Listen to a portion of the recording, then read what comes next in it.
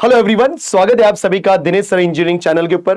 And जैसा कि आप सभी लोग देख रहे होंगे, आज मैं डिस्कस करने वाला हूं एक और यूनिवर्सिटी के सिलेबस के बारे में, because it is again again ये जो यूनिवर्सिटी है one of the best university मानी जाती है, राइट। बिकॉज महाराष्ट्र में ऐसी बहुत सारी यूनिवर्सिटी है जो अपने में ही एक लेवल उन्होंने डिफाइन करके रखा हुआ है। जी हाँ बच्चों, मैं बात कर रहा हूं RTMN यूनिवर्सिटीज को हम बोलते हैं नागपुर यूनिवर्सिटी, राइट। सबको पूरा एग्जैक्टली नेम दिखाई दे रहा है, आप डायरेक्टली RTMN या नागपुर यूनिवर्सिटी बोलो एग्जैक्टली।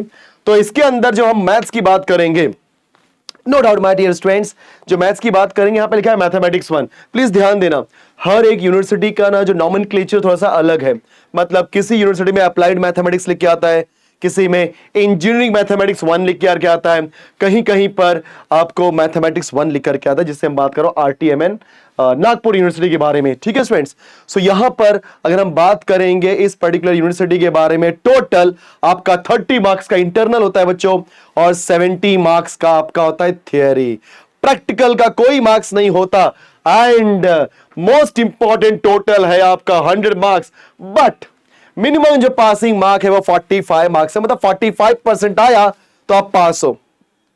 कहीं कहीं पे 40% होता है, लेकिन हम बात कर रहे हैं मतलब ऐसे बहुत सारे ग्रेजुएशन के कोर्सेस होते हैं जहां पे 40% जो होता है वो पासिंग होता है। बट इस मैथमेटिक्स की 1 की बात करेंगे माय डियर स्टूडेंट्स, तो यहां पे इंटरनल कितने मार्क्स का है? 30 मार्क्स का, और थियरी आपका 70 मार्क्स का। इसका पेपर पैटर्न क्या ऐसा होता है सब कुछ एक्सप्लेन करेंगे, लेकिन अभी हम बात कर रहे हैं अपने सिलेबस के बारे में। सो इंटरनल कितने मार्क्स है? 30 मार्क्स का, और 70 मार्क्स का थियरी है। दोनों मिलाकर के होते हैं 100 मार्क्स। अगर 100 मार्क्स के अंदर आपको कम से कम 45 मार्क्स, 45 मार्क्स मिलते हैं, इसका मतलब यह होता है कि आप मैथमेटिक्स 1 में पास हो जाओगे। इसके अलावा बहुत सारे सब्जेक्ट्स हैं, ऑलरेडी दिनेश सर ने इसके बारे में आपको एक्सप्लेन किया होगा। चलो थोड़ा आगे बढ़ते हैं यहां पर। ठीक है, याद रखना जहां कहीं भी L लिखा है which is lecture, P for practical, T for tutorial and A for activity होता है, वो सब बात की बात है। चलो हम डिस्कस करने वाले हैं यूनिवर्सिटी के बारे में मेरे प्यारे बच्चों। इस यूनिवर्सिटी के अंदर आपका क्या सिलेबस है वो देखते हैं। तो RTMN नागपुर यूनिवर्सिटी आपको दिखाई दे रहा होगा। मैं बात कर रहा हूं यहां पर अपने मैथ्स के बारे में, एंड जो हमारा मैथमेटिक्स 1 है इसका टोटल क्रेडिट कितना है बच्चों? 4 क्रेडिट्स, और हर क्रेडिट को 25 मार्क्स होते हैं, इसलिए 25 4 100 मार्क्स का ये पूरा पेपर होता है। ठीक है, अब इसके ऊपर कुछ ऑब्जेक्टिव दिए हैं, कुछ आउटकम है, इसके बारे में डिस्कस करने की जरूरत नहीं है। But one of the most important is what, इसके अंदर कितने यूनिट्स पढ़ने हैं, एक एक करके सबके बारे में डिस्कस करेंगे। तो गाइस, सबसे पहला यूनिट हमारा डिफरेंशियल कैलकुलस। बच्चों कैलकुलस की बात क्या मतलब, मैं डेरिवेटिव और इंटीग्रेशन की बात कर रहा हूं, जिसके अंदर आप सीखने वाले हो सक्सेसिव डिफरेंशिएशन। याद है क्लास 12th में आपने nth ऑर्डर डेरिवेटिव सीखा हुआ है, याद है? मतलब कोई भी फंक्शन दिया रहेगा उसका nth ऑर्डर डेरिवेटिव कैसे निकालने का है।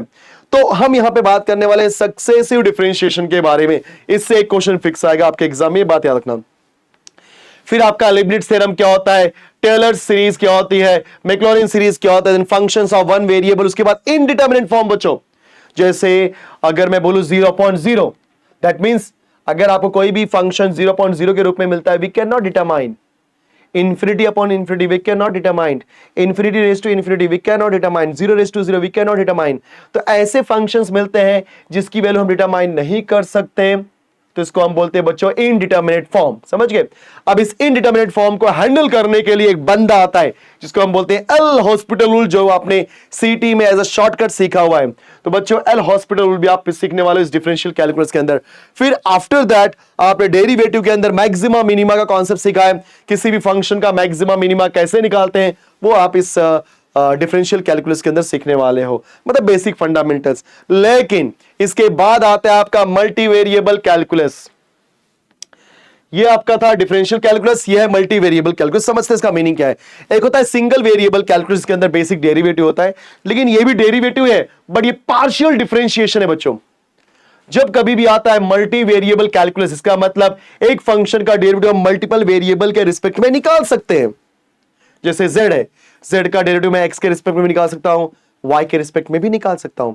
अगर आप z का डेरिवेटिव x के रिस्पेक्ट में निकालते हो keeping y as a constant, और we are calculating the derivative of z with respect to y keeping x as constant, तो ऐसे फंक्शंस को, ऐसे कॉन्सेप्ट को हम क्या बोलते हैं बच्चों? Partial differentiation. तो ये जो आपका मल्टीवेरिएबल कैलकुलस है एक तरीके से आपका पार्शियल डिफरेंशिएशन का कॉन्सेप्ट है। देन इसके अंदर सीखेंगे functions of several variables, higher order partial derivative, Euler's theorem, chain rule, जिसे हम कंपोजिट फंक्शन भी बोलते हैं बच्चों, टेलर एंड मैक्लॉरिन सीरीज। क्या दोनों सेम है?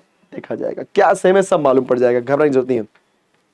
मैक्सिमा मिनिमा ये भी है। देन इसके बाद एक और कॉन्सेप्ट है बच्चों, Lagrange's method of undetermined multiplier, उसके ऊपर भी क्वेश्चन पूछता है। चलो यूनिट नंबर 2 हो गया। अब आती है बारी यूनिट नंबर 3 की, जिसको हम बोलते हैं बच्चों मैट्रिसेस। मैट्रिसेस में आप inverse of the matrix by using partitioning method. Sir ये तो हमने कभी सीखा ही नहीं।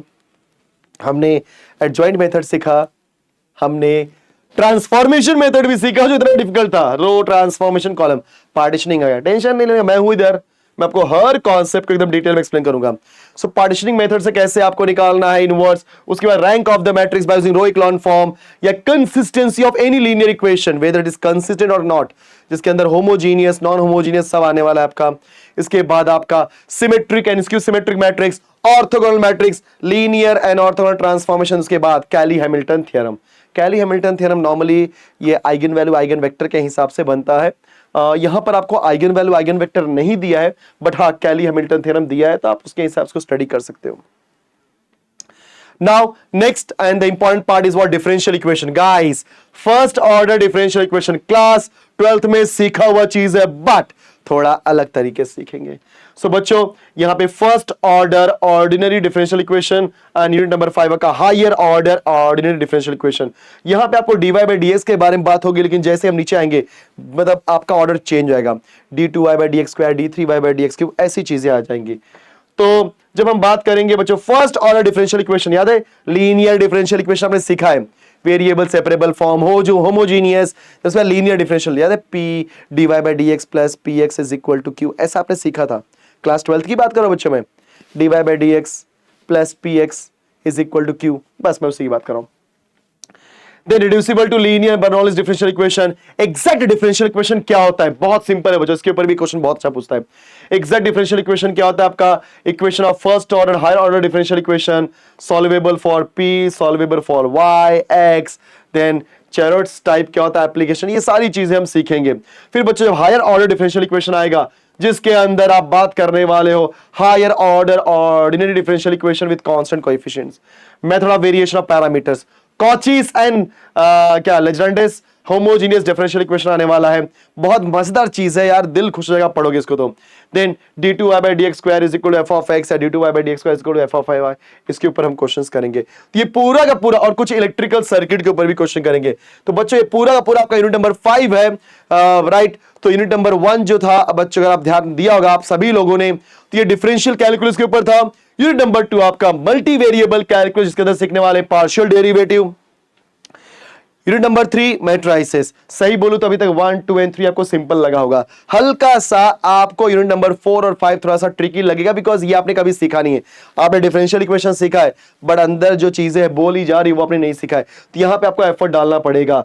तो बच्चों जैसा कि आप सभी लोग जानते हैं कि दिनेश सर इंजीनियरिंग चैनल के ऊपर हम लोग इंजीनियरिंग के हर टाइप के कोर्स लाने वाले हैं।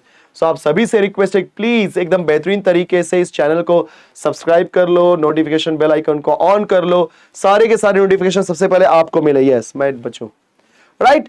तो दिसंबर में आपका एग्जाम होगा, आप सभी लोग जानते हैं, नहीं ज्यादा बता देता हूं कि दिसंबर या जनवरी में आपका एग्जाम होता है। आप सोच के चलोगे 6 महीने का पूरा पीरियड मिलने वाला है, नहीं भाई, 6 मंथ में कुछ नहीं होगा, ऐसा होता ही नहीं है। 4 to 5 months, उसमें भी 4 मंथ मान के चलो, 4 से 4.5 महीने का वक्त मिलता है। इसके अंदर सिलेबस भी कंप्लीट करना होता है, इंटरनल एग्जामिनेशन भी लेने होते हैं, थ्योरी एग्जामिनेशन भी लेना होता है, सब कुछ एक साथ करना होता है। इतना ज्यादा प्रेशर आ जाता है ना कि हो ही नहीं पाता।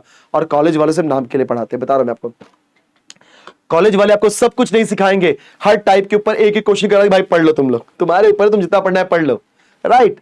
अब आपकी बारी है, आपको कैसे पढ़ना है।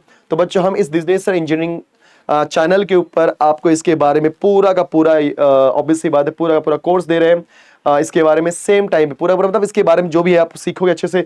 और साथ साथ दिनेश सर ऐप भी है, दिनेश सर इंजीनियरिंग ऐप, जहां पर जा करके आप D/2 का स्पेसिफिक पूरा कोर्स अभी से अभी के स्टार्ट कर दो पढ़ना। ठीक है बच्चों, आपके पास टाइम बहुत कम है। सो आई होप कि सभी को ये सारी चीज समझ में आ गई होंगी। कोई भी डाउट है आप हमसे बात कर सकते हो, मैसेज कर सकते हो। ठीक है students, and thank you so much for listening and मिलेंगे नेक्स्ट सेशन में, तो कुछ और भी इंटरेस्टिंग चीजों पे बात करेंगे। तब तक के लिए बाय बाय स्टूडेंट्स।